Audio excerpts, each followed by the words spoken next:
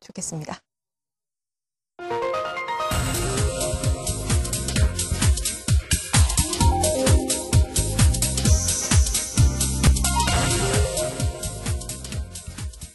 통신업종이 오는 3분기에도 가입자당 평균 수익 성장이 예상되는 등 투자 매력도가 아주 크다고 합니다. 그렇다면 10월에는 통신주, 물론 많지는 않지만 어떤 종목에 주목을 해야 하는지, 어떻게 투자 포인트를 잡아봐야 하는지 오늘 또 특별히 알아보는 시간 마련했습니다.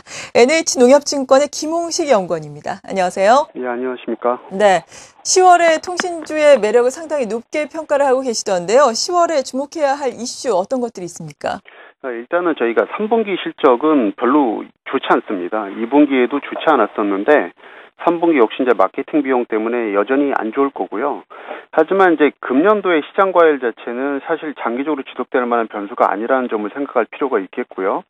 이제 반대로 지금 나타나는 그 알프, 즉 이제 매출에 연동할 수 있는 부분을 내년도 실적과 연관해서 한번 생각하시란 말씀을 첫 번째 이슈로 좀 말씀을 드립니다. 두 번째는 이제 최근에 보면 LTE 가입자가 급증을 하고 있습니다. 그래서 월별 순증 가입자 숫자가 150만 명을 넘어가고 있는데요. 이에 따른 비용 자체는 당연히 수반이 됩니다.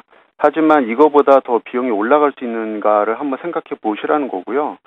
마지막으로는 이제 그 연말 대선을 앞두고 있지만 여전히 이제 망중 입성이 크게 이슈가 되고 있습니다. 이에 따라서 통신요금에 대한 이제 인하 압력 자체가 높을 거라는 시장의 우려가 크지만 예상보다는 낮을 거라고 일단 말씀드리고 싶습니다. 이 세 가지 정도를 일단 최근에 그 관심 있게 보시라는 말씀을 드리고 싶네요. 네, 앞서 설명을 해주시면서 3분기 실적은 마케팅 비용 때문에 좋지는 않을 것이다라고 말씀해 주셨는데요. 어느 정도 선으로 예상을 하십니까? 일단 3분기 통신 서비스 산업의 전체 영업이익은 이제 대략 5,700억 정도를 예상을 합니다. 그래서 전년 동기 대비 50%, 전분기 대비해서도 27% 감소가 예상이 되고요. 순이익 같은 경우도 3,200억으로 전분기 대비 5% 감소할 거로 보입니다. 전년 동기 대비해서도 54% 감소가 예상이 돼서 여전히 이제 2분기 실적보다도 약간 더 하회하는 나쁜 실적이 예상이 되기 때문에 실적에 대한 우려는 지속이 될 것 같습니다. 앞서 설명드린 것처럼 저희가 7월 달에도 시장이 상당히 번의동 가입자가 급증하고 LT 가입자의 가입자 인당 비용이 크게 올라가는 등 이제 마케팅 비용이 큰 이슈였는데요.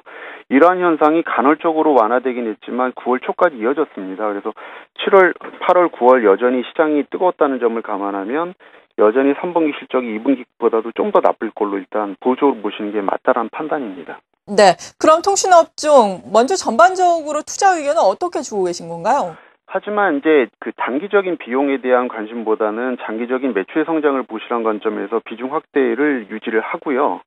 지금 3분기 실적이 오히려 바닥일 가능성이 높기 때문에 지금 3분기 실적 전후에서 주식을 사란 말씀을 마지막으로 더 한번 드리고 싶습니다. 그래서 결국 금년도에 주가가 2분기 실적 때도 보면 결국 실적은 나빴지만 이제 이동전 알파에 대한 성장으로 주가가 저희가 올라왔고 배당에 대한 기대감으로 하반기에 계속 주가가 탄력이 좋았다가 최근 약간 주춤한 상태인데요.